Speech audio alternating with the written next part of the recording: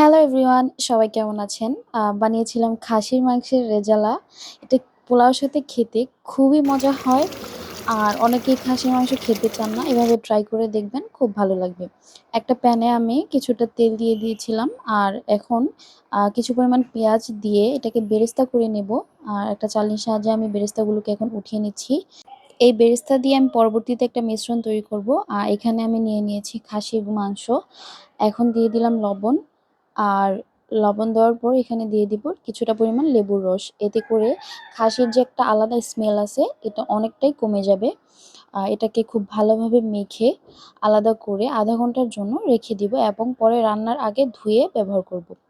তো এখানে বেরেস্তা নিয়ে নিলাম। বেরেস্তার সাথে আমি কিছুটা কাঠবাদাম নিলাম আর কিছু পরিমাণ শাহি জিরা দিয়ে দিলাম। আর এখন কিছুটা পানি দিয়ে এটা খুব ভালোভাবে একটা ঘন পেস্ট তৈরি করে নেব। এই পেস্টটা আমি রান্নাতে ব্যবহার করব। এখন কড়াইতে তেল দিয়ে দিয়েছি, দিয়ে দিলাম দারচিনি, এলাচ, তেজপাতা, গরম মশলা দেওয়ার পরে এখন দিয়ে দেব পেঁয়াজ। পেঁয়াজটাকে হালকা একটু ব্রাউন কালার করে নেব। আর এখানে দিয়ে দিচ্ছি কাঁচামরিচ। কাঁচামরিচটাকে আমি চিড়ে দিয়েছি, কারণ এতে মশলা খুবই কম ব্যবহার হবে। এই জন্য কাঁচামরিচ বেশি করে দিয়ে দিয়েছি। দিয়ে দিলাম আদা রসুন বাটা। আদা রসুনটাকে তেলের সাথে একটু ভেজে নিয়েছি। এখন দিয়ে দিলাম জয়ত্রী ও জয়ফল বাটা। আর কিছু পরিমাণ মরিচের গুঁড়ো, শুকনো মরিচের গুঁড়ো, হালকা একটু ঝাল এবং কালারের জন্য। এখন কিছুটা পানি দিয়ে মশলাটাকে ভালো করে কষিয়ে নিব। আরও কিছু গুঁড়ো মশলা ব্যবহার করব। এখানে আমি এলাচ, দারচিনি এগুলো গুঁড়ো করে নিয়েছি। আর এটার সাথে দিয়ে দিলাম। মশলাটা একটু কষিয়ে আসলে এখন এখানে খাসির মাংসটা অ্যাড করে দিব। খাসির মাংসটা যে লবণ মিশিয়েছিলাম সেটা ধুয়ে নিয়েছি আমি। এখন মাংসটাকে দিয়ে দিলাম। মাংসটার সাথে মশলাকে খুব ভালোভাবে মিশিয়ে নিচ্ছি এবং মিশিয়ে নেওয়ার পরে লবণ দিয়ে দিলাম আমি এখানে পরিমাণ মতো। আপনারা আপনাদের টেস্ট অনুযায়ী দিয়ে দিবেন। তো এখন মাংসটাকে আমি কিছুক্ষণের জন্য ঢেকে দিব। মাংসটা কিছুক্ষণ ঢেকে রেখেছিলাম। দেখুন মশলাটা কষানোর পরে এখন এখানে তেল উঠে এসেছে। তো এ পর্যায়ে দিয়ে দিলাম ফেটিয়ে রাখা টক দই। টক দইটা খুব ভালোভাবে ফেটিয়ে নেবেন, তারপর এখানে দিয়ে দিবেন। আর যে মিশ্রণটা তৈরি করে রেখেছিলাম বেরেস্তা এবং বাদামের, সেই মিশ্রণটা এখানে ঢেলে দিলাম। সবগুলো উপকরণ একসাথে মিশিয়ে নিলাম।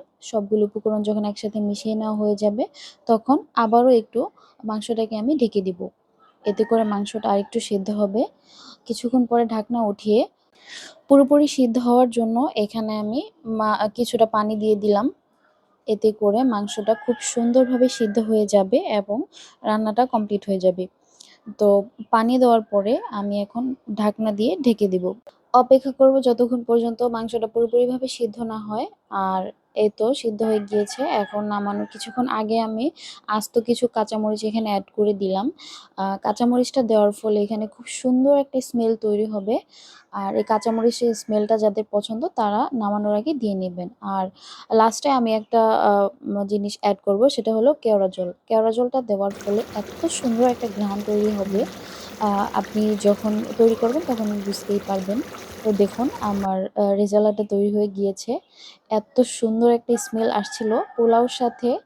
এই রেজালাটা খেতে খুব ভালো লাগে। আপনারা বাসায় ট্রাই করবেন। আর দেখুন রেজালার কালারটা কত সুন্দর এসেছে। আর মাংসটা একদম সফট হয়ে গিয়েছে এবং ঝোলটাও গাঢ় হয়ে গিয়েছে। আপনারাও এই পদ্ধতিতে বাসায় ট্রাই করতে পারেন এবং ভিডিওটি ভালো লাগলে চ্যানেলটিকে লাইক এবং সাবস্ক্রাইব দিতে একদম ভুলবেন না। আর কমেন্ট বক্সে আপনার মতামত জানাবেন। ধন্যবাদ সবাইকে। আসসালামু আলাইকুম।